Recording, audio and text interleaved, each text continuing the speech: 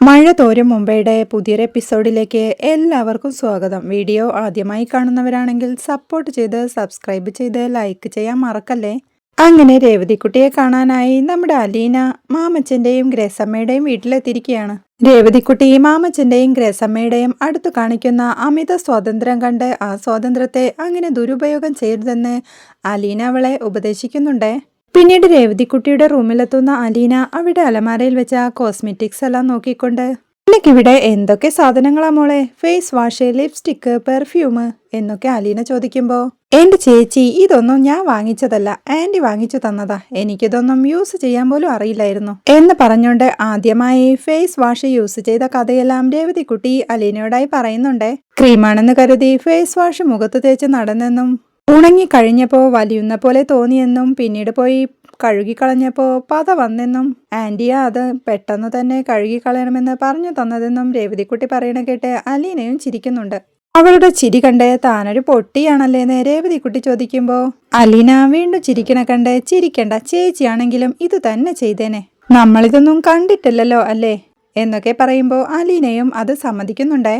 അലീന അപ്പോഴേക്കും രേവതിക്കുട്ടിയെ വീണ്ടും ആന്റിയുടെയും അങ്കിളിന്റെയും അടുത്ത് അവളെടുക്കുന്ന അമിത സ്വാതന്ത്ര്യത്തിനെ ഗുണദോഷിക്കുന്നുണ്ട്. ആന്റിയുടെ അടുത്തും അങ്കിളിന്റെ അടുത്തും നീ ഇത്തിരി ഓവറല്ലേ എന്നൊരു സംശയം. നിന്റെ പെരുമാറ്റം കണ്ടിട്ട് അവർക്ക് എന്തേലും അനിഷ്ടം തോന്നിയാലോ? ഇവരിവിടെ നിന്ന് പറഞ്ഞയച്ചാ നിനക്ക് ഇതുപോലൊരു സ്ഥലം ഇനി കിട്ടുമോ എന്നൊക്കെ അലീന വേവലാതിയോടെ ചോദിക്കുമ്പോ, അയ്യോ ചേച്ചിക്ക് ഇത് മനസ്സിലാവാഞ്ഞിട്ടാ, എനിക്ക് അവരോടുള്ള ഇഷ്ടം കൂടുതൽ കൊണ്ടാ ഞാൻ അങ്ങനെ പെരുമാറുന്നതെന്ന് അവർക്കറിയാം. അവരുടെ എല്ലാ കാര്യം ഞാനല്ലേ നോക്കുന്നേ, മരുന്നും മന്ത്രവും ഭക്ഷണവും വ്യായാമവും എല്ലാം. ഞാൻ ജോലിയെല്ലാം തീർത്തിട്ട് എവിടെയെങ്കിലും മാറിയിരുന്ന ആന്റി വന്ന് തോണ്ടും, എന്താടി ഒറ്റയ്ക്കിരിക്കുന്നേ, എണീറ്റ് വാ, ടിവിയിൽ സിനിമ കാണാം, അല്ലെങ്കിൽ പാട്ടു കേൾക്കാം, അതുമല്ലെങ്കിൽ നമുക്ക് വർത്താനം പറയാം. ആന്റി ചിലപ്പോ എന്റെ ദേഹത്തോട്ട് ചാരിയിരിക്കും, എന്റെ മടിയിലെ തല വെച്ചു കിടക്കും എന്നൊക്കെ രേവതിക്കുട്ടി സന്തോഷത്തോടെ പറയുമ്പോ, ഇത് കേട്ട് നേരാണോടി, കേട്ടിട്ട് എനിക്ക് കൊതി തോന്നുന്നു, നിന്റെ ഭാഗ്യം എന്ന് അലീന പറയുമ്പോ, സ്വന്തം അമ്മയുടെ അടുത്ത് പോയ ചേച്ചിക്ക് എന്ന് രേവതിക്കുട്ടി പറഞ്ഞു തുടങ്ങുമ്പോഴേക്കും അലീന അവളെ തടഞ്ഞോണ്ട്, ഇവിടെ വെച്ച് ഒന്നും പറയണ്ട, പിന്നെ എപ്പോഴേലും സംസാരിക്കാം എന്ന് പറഞ്ഞോണ്ട് പോയി തന്റെ ബാഗ് തുറന്ന് അതിൽ നിന്നൊരു കവറെടുത്ത് രേവതിക്കുട്ടിക്കായി കൊടുക്കുന്നുണ്ട്.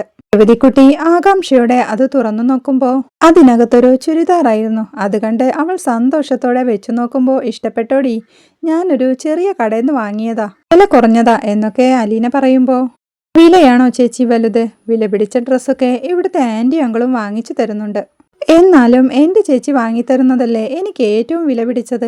നമ്മളൊക്കെ പഴയ ഡ്രസ്സ് വാങ്ങി ഇട്ട് നടന്നുകൊണ്ടിരുന്നവരല്ലേ ചേച്ചി എന്ന് സങ്കടത്തോടെ പറഞ്ഞോണ്ട് ആ ചുരിദാർ വെച്ചു നോക്കി അലീനയെ ചേർത്ത് പിടിച്ച് അവൾക്കൊരു ഉമ്മ കൊടുക്കുന്നുണ്ട് രേവതിക്കുട്ടി. രേവതിക്കുട്ടി സന്തോഷത്തോടെ അങ്കിളിനെയും ആന്റിയെയും കാണിച്ചിട്ട് വരാമെന്ന് പറഞ്ഞ് പോവാൻ തുടങ്ങുമ്പോഴേക്കും അലീന പിടിച്ചു നിർത്തി ഇട്ടു നോക്കിയിട്ട് പോവാനായി അലീനയും പറയുന്നുണ്ട്. താഴെ ഗ്രേസമ്മ ഒരു മാലയും ഇട്ടോണ്ട് വന്ന് TV കണ്ടോണ്ടിരുന്ന മാമച്ചനോടായി ഇന്ന് വൈകിട്ട് ക്ലബിലെ ഫംഗ്ഷന് പോകുന്നുണ്ടോന്ന് ചോദിക്കുന്നുണ്ട്. പോകാമെന്ന് മാമച്ചൻ പറയുമ്പോ പിള്ളേരെ എന്തു ചെയ്യുമെന്ന് ഗ്രേസമ്മയും. അവരിവിടെ നിൽക്കട്ടെ എന്ന് മാമച്ചൻ പറയുമ്പോ തന്റെ കയ്യിലുള്ള മാലയും വളയും എങ്ങനെയുണ്ട്, ക്ലബിൽ പോകുമ്പോ അതിട്ടാ പോരെന്ന് ഗ്രേസമ്മ ചോദിക്കുന്നുണ്ട്. അതൊന്നും കൊള്ളത്തില്ലെന്നും പഴയതു തന്നെ ഇട്ടാ മതിയെന്നും മാമച്ചായൻ പറയുമ്പോ ഇതിനെന്താ ഇപ്പൊ കുഴപ്പമെന്ന് ഗ്രേസമ്മയും. മാമച്ചൻ ഒന്നും മിണ്ടാതെ TV കണ്ടോണ്ടിരിക്കണ കണ്ട് എന്നാ താനിത് മാറ്റിയിട്ട് വരാമെന്ന് പറഞ്ഞ് ഗ്രേസമ്മ പോവാനായി തുടങ്ങുമ്പോഴാണ് അലീന വാങ്ങിക്കൊടുത്ത പുതിയ ചുരിദാറും ഇട്ടോണ്ട് രേവതിക്കുട്ടി മുകളിൽ നിന്ന് ഇറങ്ങി വരുന്നത്. ആന്റി എന്നുള്ള വിളികെട്ട് ഗ്രേസമ്മ തിരിഞ്ഞു നോക്കുമ്പോ പുതിയ ചുരിദാറുമിട്ട് ഓരോ കോപ്രായങ്ങൾ കാണിക്കുന്ന രേവതിക്കുട്ടിയാണ് കാണുന്നത്. ഇത് കണ്ടേ നീ എന്താ അവിടെ നിന്ന് പരുങ്ങുന്നേ, ഇങ്ങോട്ട് വാടിന്ന് ഗ്രേസമ്മയും.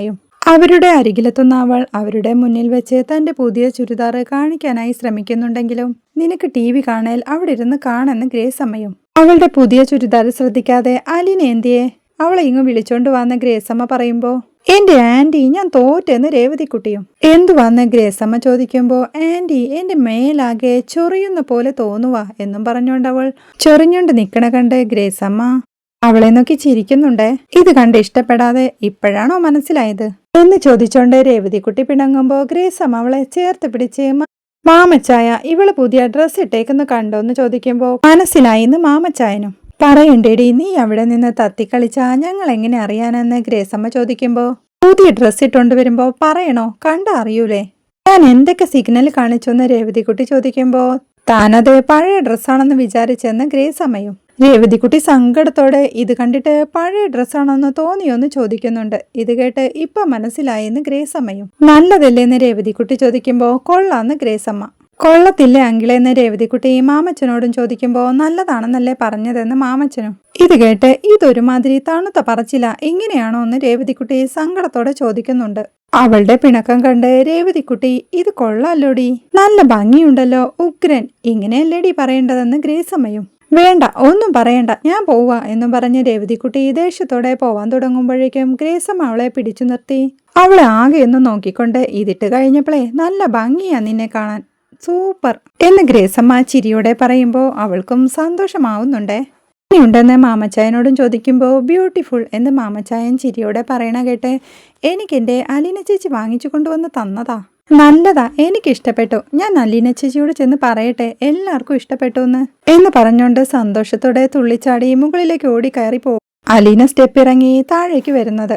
ചേച്ചി, അങ്കിളിനും ആന്റിക്കും ഇഷ്ടപ്പെട്ടു എന്ന് രേവതിക്കുട്ടി സന്തോഷത്തോടെ പറയുമ്പോൾ അലീന അവളെയും വിളിച്ചോണ്ട് താഴോട്ട് തന്നെ ഇറങ്ങുന്നുണ്ട്.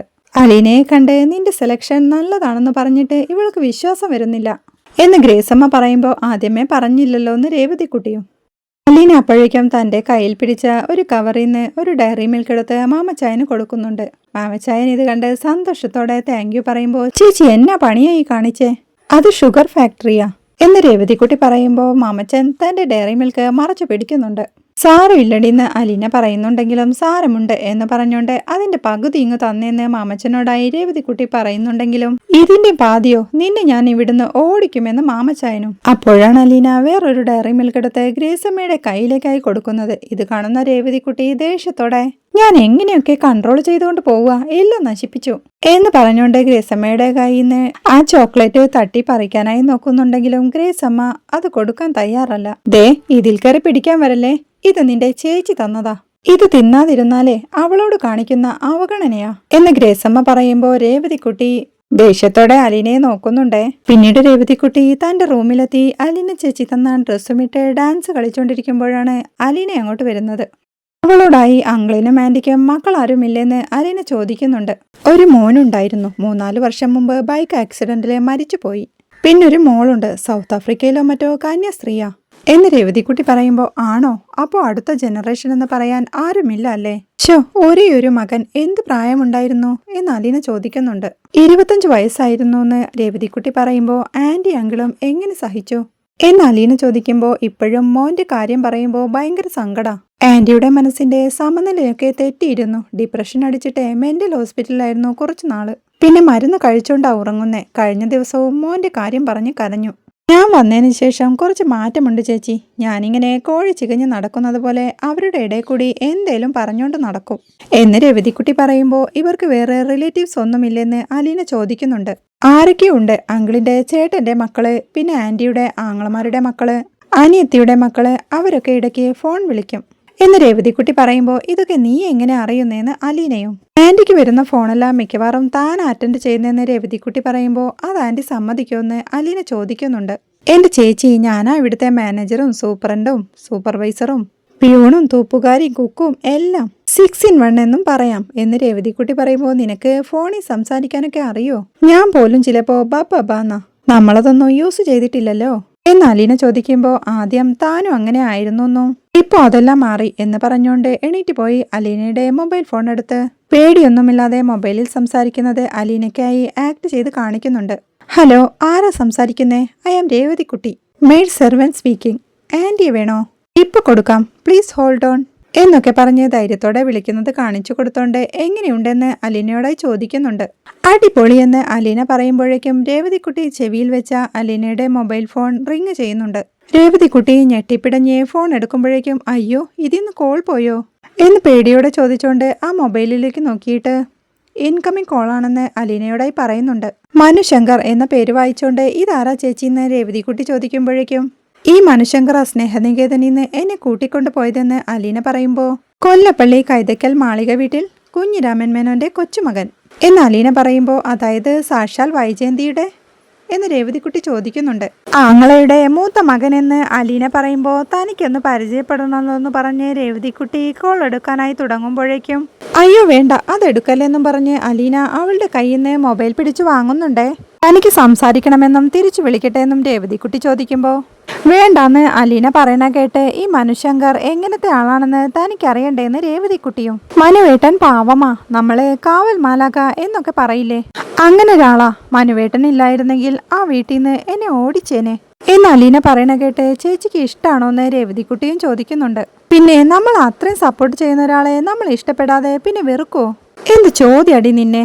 അത് മാത്രമല്ല മനുവേട്ടൻ എനിക്ക് അന്യനുമല്ലല്ലോ, എന്റെ കസിൻ അല്ലേന്ന് അലീന ചോദിക്കുമ്പോൾ താൻ അതങ്ങ് മറന്നുപോയെന്നും അതുകൊണ്ടാണോ മനുച്ചേട്ടന് ചേച്ചിയോട് ഇത്ര ഇഷ്ടമെന്നും രേവതിക്കുട്ടിയും ചോദിക്കുന്നുണ്ട്.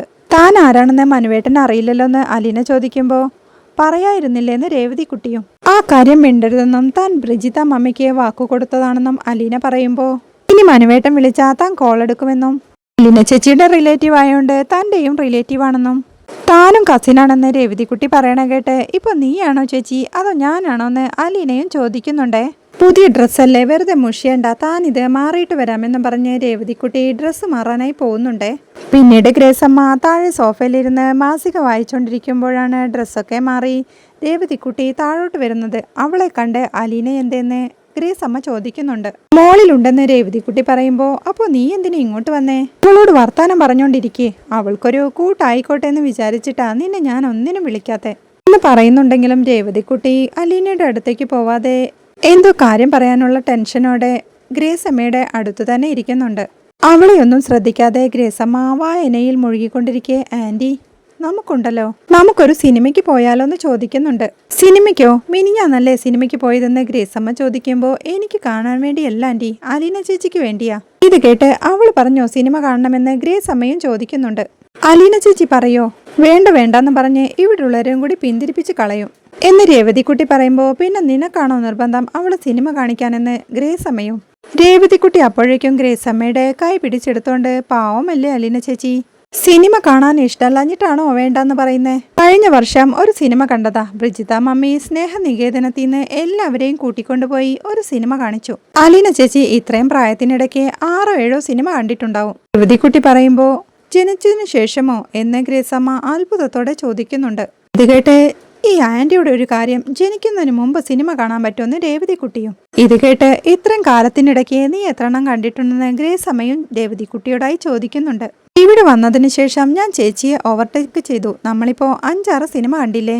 രേവതിക്കുട്ടി പറയുമ്പോൾ ബ്രിജിത മമ്മി എന്തുകൊണ്ടാ നിങ്ങൾക്ക് നല്ല സിനിമയൊന്നും കാണിച്ചു തരാത്തത് എന്ന് ഗ്രേസമ്മ ചോദിക്കുമ്പോൾ ഒരു സിനിമ ടിക്കറ്റിന്റെ പൈസയുണ്ടെങ്കിൽ സ്നേഹനികേതനത്തിലെ ഒരു അപ്പച്ചനെ മരുന്ന് വാങ്ങാം, 6 പേർക്ക് കഞ്ഞി കുടിക്കാനുള്ള അരി മേടിക്കാം, അങ്ങനെ നോക്കുമ്പോൾ സിനിമ കാണാൻ എങ്ങനെ പോവാൻ തോന്നും എന്ന് രേവതിക്കുട്ടി പറയണ കേട്ട് നീ മാമച്ചനോട് ചെന്ന് ചോദിക്കേ ഇന്ന് വേറെ വല്ല പ്രോഗ്രാമും ഉണ്ടോന്ന്, ഇല്ലെങ്കിലേ അലീനയോട് റെഡിയാവാൻ പറ എന്ന് ഗ്രേസമ്മ പറയുമ്പോൾ രേവതിക്കുട്ടി സന്തോഷത്തോടെ അവരെ കെട്ടിപ്പിടിച്ച് കവിളത്തൊരു ഉമ്മ കൊടുക്കുന്നുണ്ട്. ആന്റിയും പെട്ടെന്ന് റെഡിയാവണമെന്നും പറഞ്ഞ് അവൾ മാമച്ചന്റെ അടുത്തേക്ക് പോകുമ്പോഴേക്കും മാമച്ചൻ അവിടെ ജോസൂട്ടിയെ നല്ല ചിക്കൻ വാങ്ങാൻ ഏൽപ്പിക്കുകയായിരുന്നു. ഇതൊക്കെ എന്നോട് പറയണോ, ഞാൻ നോക്കി ചെയ്യില്ലേന്ന് ജോസൂട്ടി ചോദിക്കുമ്പോൾ പിന്നെ ഫിഷ് സ്റ്റാളിൽ ചെല്ലുമ്പോൾ നല്ല പെടയ്ക്കണോ അയിലയോ മത്തിയോ ഉണ്ടെങ്കിൽ വാങ്ങിക്കോ, അതാവുമ്പോൾ ആ പെങ്കൊച്ചിന് എന്നെ കൺട്രോൾ ചെയ്യാൻ പറ്റത്തില്ല എന്ന് മാമച്ചൻ പറയണ കേട്ട് നമുക്കിഷ്ടമുള്ള ഭക്ഷണം നമ്മുടെ പൈസ കൊടുത്ത് നമ്മൾ വാങ്ങിക്കണേന് അവൾക്കെന്താ, അവളുടെ കൺട്രോള് പൊട്ടിക്കണം സാറേ എന്ന് ജോസൂട്ടി പറയുമ്പോൾ നിന്നോട് പറയണ പണി നീ എടുത്താ മതി, നീ എന്നെ പഠിപ്പിക്കേണ്ടെന്ന് മാമച്ചായനും. നന്നാവത്തില്ലെന്ന് ജോസൂട്ടി പിറുപിറുക്കുമ്പോൾ ആര് നന്നാവത്തില്ലെന്ന് എന്ന് മാമച്ചൻ ചോദിക്കുമ്പോൾ ആ പെങ്കൊച്ചെന്ന് ജോസൂട്ടിയും. അത് ഞങ്ങൾ നന്നാക്കിക്കോളാമെന്ന് മാമച്ചൻ പറയുമ്പോൾ നെയ്മീനോ കരിമീനോ ഒന്നും വേണ്ട, മട്ടൻ ജോസൂട്ടി ചോദിക്കുന്നുണ്ട്. എല്ലാം മേടിച്ചോ, ഒന്നും കുറയ്ക്കേണ്ടെന്ന് മാമച്ചായൻ പറയുമ്പോൾ വാങ്ങിച്ചാലും സാറും ചേച്ചിയോ അത് കഴിക്കോ, ആ പെങ്കൊച്ച് സമ്മതിക്കില്ലല്ലോ എന്ന് ജോസൂട്ടി ചോദിക്കുമ്പോൾ അവര് കഴിച്ചോട്ടെ, പിള്ളേരല്ലേ, ഞങ്ങള് നല്ല പ്രായത്തില് ഇഷ്ടം പോലെ കഴിച്ചതാ എന്ന് മാമച്ചായൻ പറയുമ്പോൾ അത് കൊള്ളാം, വീട്ടിലെ മുതലാളിക്കും കൊച്ചമ്മയ്ക്കും കഞ്ഞിയും പയറും കാന്താരിയും, വേലക്കാരികൾക്ക് മട്ടനും ചിക്കനും കരിമീനും എന്ന് ജോസൂട്ടി പറയുമ്പോഴേക്കും സമയം കളയാതെ പോയി വാങ്ങിയിട്ട് വാ എന്ന് പറഞ്ഞ് മാമച്ചായൻ ജോസൂട്ടിയെ പറഞ്ഞു വിടുന്നുണ്ടേ. തിരികെ പേഴ്സ് പാൻറിന്റെ പോക്കറ്റിലിട്ട് ഇട്ടുകൊണ്ടിരിക്കുന്ന മാമച്ചായൻ മാമച്ചായ എന്നുള്ള രേവതിക്കുട്ടിയുടെ വിളി കേട്ട് ഞെട്ടി തിരിഞ്ഞു നോക്കുന്നുണ്ട്. നീയല്ലേ എന്നെ വിളിച്ചെന്ന് മാമച്ചായൻ ചോദിക്കുമ്പോൾ താനല്ലെന്നും അതൊരു അശരീരിയാണെന്നും രേവതിക്കുട്ടി പറയുമ്പോൾ അവളുടെ ഒരു അശരീരി ഇങ്ങോട്ട് വാടിയെന്നും പറഞ്ഞ് മാമച്ചായൻ അവളെ മുറ്റത്തോട്ട് വിളിക്കുന്നുണ്ട്. അവൾ അരികിലെത്തുമ്പോഴേക്കും മാമച്ചായൻ അവളുടെ ചെവിയിൽ പിടിച്ചു തിരുമ്പുമോ, അയ്യോ നാട്ടുകാരെ ഓടി വരണേ, മാമച്ചായൻ എന്നെ കൊല്ലുന്നേ, നാട്ടുകാരൊക്കെ എവിടെ പോയി എന്ന് പറഞ്ഞ് രേവതിക്കുട്ടി കരയുമ്പോൾ കാറി കയറിക്കൊണ്ടിരിക്കുന്ന ജോസ് ഒട്ടിക്കും ഇത് കണ്ട് ചിരി വരുന്നുണ്ടേ. എന്റെ ചെവി പൊന്നായി എന്നാ തോന്നുന്നതെന്ന് രേവതിക്കുട്ടി പറയുമ്പോൾ അലീനെ കിട്ടിയ മുതൽ നിനക്ക് ഇത്തിരി വെളച്ചിൽ കൂടുതലാ. മാമച്ചായൻ പറയുമ്പോൾ എന്നാ താനൊരു കാര്യം പറയട്ടെ എന്ന് രേവതിക്കുട്ടിയും ചോദിക്കുന്നുണ്ട്. നീ ഒന്നും പറയണ്ട, നീ എന്ത് പറഞ്ഞാലും അതിലൊരു കുഴപ്പം കാണുമെന്ന് മാമച്ചായൻ പറയുമ്പോൾ ഞങ്ങളെ ഒന്ന് പാർക്കിൽ കൊണ്ടുപോവാമോ, ഫോർട്ട് കൊച്ചി ബീച്ചില്, അല്ലെങ്കിൽ മറൈൻ ഡ്രൈവില്, പിന്നെ നമുക്ക് സിനിമയ്ക്കും പോവാം എന്ന് രേവതിക്കുട്ടി പറയുമ്പോൾ നിന്നെ ഒരിടത്തും കൊണ്ടുപോകുന്ന പ്രശ്നമില്ല എന്ന് പറഞ്ഞുകൊണ്ട് മാമച്ചായൻ പോവാനായി തുടങ്ങുമ്പോഴേക്കും അങ്കിളെ പ്ലീസ്, എനിക്ക് വേണ്ടിയിട്ടല്ലെന്നേ, അലീന ചേച്ചിയെ കൊണ്ടുപോവാൻ ആരുമില്ല, പാവമല്ലേ അലീന ചേച്ചി എന്ന് പറഞ്ഞുകൊണ്ട് മാമച്ചാൻ്റെ കൈ പിടിക്കുന്നുണ്ട് രേവതിക്കുട്ടി. മാമച്ചായൻ അവളുടെ കൈ തട്ടി മാറ്റിക്കൊണ്ട് നിന്നെ വെച്ച് നോക്കുമ്പോൾ അവൾ പാവാ എന്ന് മാമച്ചായൻ പറയുമ്പോൾ അപ്പോൾ ഞാനൊന്ന് രേവതിക്കുട്ടിയും നീ ഭീകരി. ഇത് കേട്ട് പ്ലീസ് അങ്കിളെ, ഞാൻ ഇവിടെ നിന്ന് കരയും കേട്ടോ എന്ന് രേവതിക്കുട്ടി പറയുമ്പോൾ അയ്യോ കരയല്ലേ, ഞാൻ പേടിച്ചു പോകുമെന്ന് മാമച്ചായനും. അങ്കിൾ, സർവ്വവിജ്ഞാനകോശം ഞാൻ ഇതുവരെ ആൻറ്റിക്ക് കാണിച്ചു കൊടുത്തിട്ടില്ല എന്ന് മാമച്ചായൻ സർവ്വവിജ്ഞാനകോശത്തിന്റെ ഉള്ളിൽ ബ്രാൻഡി കുപ്പി ഒളിപ്പിച്ചു വെച്ചത് കണ്ടുപിടിച്ച രേവതിക്കുട്ടി ഭീഷണിപ്പെടുത്തുമ്പോൾ എന്റെ കൊച്ചെ, എനിക്കിന്ന് ക്ലബിൽ ഫംഗ്ഷൻ ഉണ്ടെന്ന് മാമച്ചായൻ പറയുന്നുണ്ട്. കള്ളുകുടിയല്ലേ ഫംഗ്ഷന്റെ പ്രധാന കലാപരിപാടി എന്ന് ചോദിച്ചോണ്ട് അങ്കിൾ പ്ലീസ്, എന്റെ ചേച്ചിക്ക് വേണ്ടിയല്ലേ എന്ന് രേവതിക്കുട്ടി സങ്കടത്തോടെ ചോദിക്കുമ്പോൾ നോക്കട്ടെ എന്ന് മാമച്ചായൻ പറയുന്ന മറുപടി കേട്ട് പുഞ്ചിരിയോടെ നിൽക്കുന്ന രേവതിക്കുട്ടിയെ കാണിക്കുന്നിടത്താണ് ഇന്നത്തെ എപ്പിസോഡ് അവസാനിക്കുന്നത്. വീഡിയോ ഇഷ്ടമായാൽ സപ്പോർട്ട് ചെയ്ത് സബ്സ്ക്രൈബ് ചെയ്ത് ലൈക്ക് ചെയ്യാൻ മറക്കല്ലേ.